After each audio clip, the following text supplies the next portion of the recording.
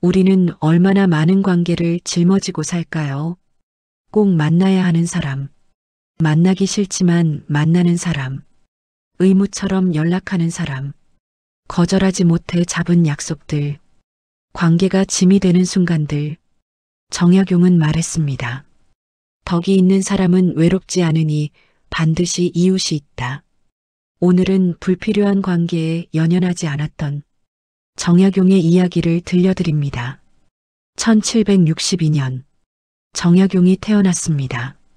어린 시절부터 총명했던 그는 22살에 과거에 급제했습니다. 한양의 중심으로 들어갔습니다. 정조 임금의 총애를 받았습니다.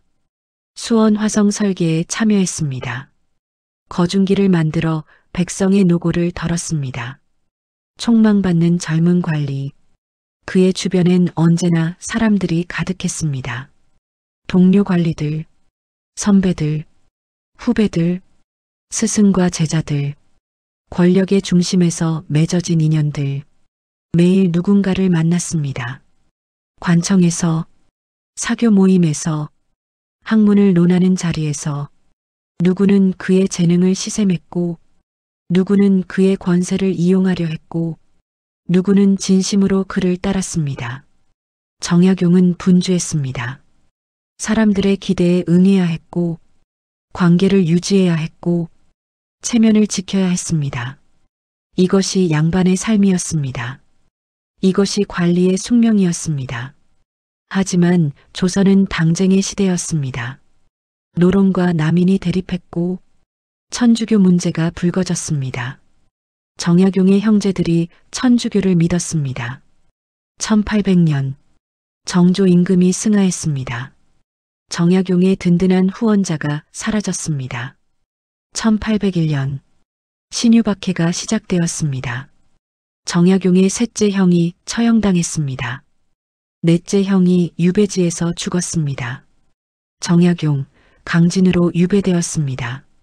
나이 40, 그의 화려했던 인맥은 순식간에 무너졌습니다. 강진, 서울에서 멀리 떨어진 남쪽 끝, 작은 오두막, 다산초당, 18년, 그가 그곳에서 보낸 시간입니다. 처음엔 모두가 떠났습니다. 권력자였던 친구들, 연락이 끊겼습니다. 함께 학문을 논했던 동료들, 외면했습니다. 출세를 꿈꾸던 제자들, 등을 돌렸습니다. 유배지의 정약용은 더 이상 쓸모가 없었으니까요. 하지만 모두가 떠난 것은 아니었습니다. 두 아들 학연과 학유는 아버지를 찾아왔습니다. 이름 없는 청년들이 배움을 청했습니다. 가난한 농부들이 차를 나누었습니다. 이들에게는 정약용의 권력이 필요하지 않았습니다. 이들에게는 정약용의 지위가 중요하지 않았습니다. 그저 배우고 싶었고, 나누고 싶었고, 함께하고 싶었습니다. 진심만이 남았습니다. 정약용은 그곳에서 깨달았습니다. 관계는 숫자가 아니라는 것을. 한양에서 그는 수백 명을 알았지만 진정으로 아는 사람은 많지 않았습니다. 유배지에서 그는 몇 명만 만났지만 진정으로 깊은 관계를 맺었습니다. 사람은 많이 사귈 필요가 없다. 진심으로 사귀면 된다. 정약용은 이렇게 생각하게 되었습니다. 불필요한 관계를 정리하니 오히려 마음이 가벼워졌습니다. 억지로 유지하던 인맥을 버리니 진짜 소중한 사람이 보였습니다. 유배는 불행이었지만 동시에 관계의 본질을 보게 한 값진 시간이었습니다. 정약용은 사람을 세 종류로 나누었습니다. 첫째, 나를 성장시키는 사람. 함께 있으면 배우게 되고, 대화하면 깨달음을 얻고, 헤어져도 생각이 깊어지는 사람. 이런 사람은 많지 않습니다. 정약용에게는 함께 학문을 논하는 제자들, 진심으로 편지를 나누는 벗들이 이런 사람들이었습니다. 둘째, 필요해서 만나는 사람. 관계는 유지하되 깊이 들어갈 필요는 없는 사람. 예의는 지키되 거리는 두는 사람. 정약용에게는 관청의 동료들, 형식적인 인사를 나누는 이들이 이런 사람들이었습니다. 셋째, 나의 에너지를 빼앗는 사람. 만나면 피곤하고 대화하면 소모되고 관계 자체가 짐이 되는 사람. 정약용의 선택은 분명했습니다. 세 번째, 사람들과는 과감히 거리를 두었습니다. 유배지에서도 사람들이 찾아왔습니다. 호기심으로 오는 사람, 유명한 정약용을 한번 보려고 이용하려는 사람, 나중에 권력 잡으면 도움받으려고 소문내려는 사람, 저 사람 만났다고 자랑하려고 정약용은 만나지 않았습니다. 문을 열어주지 않았습니다. 미안해하지도 않았습니다. 내 시간과 에너지는 소중하다. 낭비할 수 없다. 거절은 무례한 것이 아니었습니다. 자신을 지키는 것이었습니다. 거절은 냉정한 것이 아니었습니다. 진짜 관계를 위한 선택이었습니다. 정약용은 알았습니다. 모든 관계를 받아들이면 정작 소중한 관계에 힘을 쓸 수 없다는 것을. 정약용의 선택. 100명을 얕게 아는 것보다 10명을 깊이 아는 것. 10명을 깊이 아는 것보다 1명을 진심으로 아는 것. 그는 제자들에게 온 마음을 쏟았습니다. 이양래, 이강혜, 윤종진, 황상, 이들은 정약용의 가르침을 온전히 받았습니다. 하루 종일 함께 책을 읽었습니다. 밤늦도록 학문을 논했습니다. 삶의 고민을 나눴습니다. 정약용은 그들의 스승이자 아버지였고 벗이었습니다. 그래서 그의 제자들은 조선 후기 실학을 이끄는 학자가 될 수 있었습니다. 관계의 질은 투자하는 시간에 비례합니다. 투자하는 마음에 비례합니다. 정약용은 이것을 알았습니다. 그래서 적은 사람에게 깊은 관계를 주었습니다. 우리는 지금 역사상 가장 많은 사람과 연결되어 있습니다. 스마트폰을 켭니다. 카톡 100명, 인스타그램 팔로워 500명, 페이스북 친구 300명. 하지만 진짜 친구는 몇 명일까요? 밤늦게 전화해도 괜찮은 사람, 힘들 때 먼저 생각나는 사람, 거짓말할 필요 없는 사람.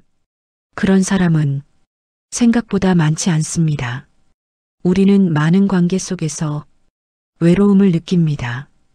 끊임없는 연락 속에서 피로해집니다. 이것이 현대의 역설입니다. 생각해 봅니다. 지난 한 달 누구를 만났나요? 그 만남 중에서 정말 만나고 싶어서 만난 사람은 몇 명인가요? 거절하지 못해서 나간 약속, 의무감으로 참석한 모임, 관계 유지를 위한 만남. 돌아올 때 기분이 좋았나요? 아니면 피곤했나요? 우리에게도 정약용처럼 정리가 필요한 관계들이 있습니다. 나를 성장시키지 못하는 관계, 에너지만 빼앗아가는 관계, 억지로 유지하는 관계, 이런 관계들을 정리할 용기가 필요합니다. 정약용처럼 관계 다이어트를 시작해 봅니다. 1단계, 내 관계를 점검합니다. 누구를 만나는지, 왜 만나는지, 만나고 나서 어떤 기분인지 정직하게 들여다봅니다. 2단계, 불필요한 관계를 비웁니다. 더 이상 억지로 만나지 않습니다. 다음에 만나요. 요즘 바빠서요. 길게 설명할 필요 없습니다. 처음엔 미안할 수 있습니다. 하지만 곧 느낄 것입니다. 마음이 가벼워지는 것을. 3단계, 소중한 관계에 채웁니다. 진짜 만나고 싶은 사람, 더 자주 연락합니다. 진짜 가까워지고 싶은 사람, 더 깊이 대화합니다. 비운 만큼 채워집니다. 질 좋은 관계로 관계를 정리하면 혼자 있는 시간이 생깁니다. 그 시간이 두려운가요? 정약용은 18년간 대부분의 시간을 혼자 보냈습니다. 하지만 외롭지 않았습니다.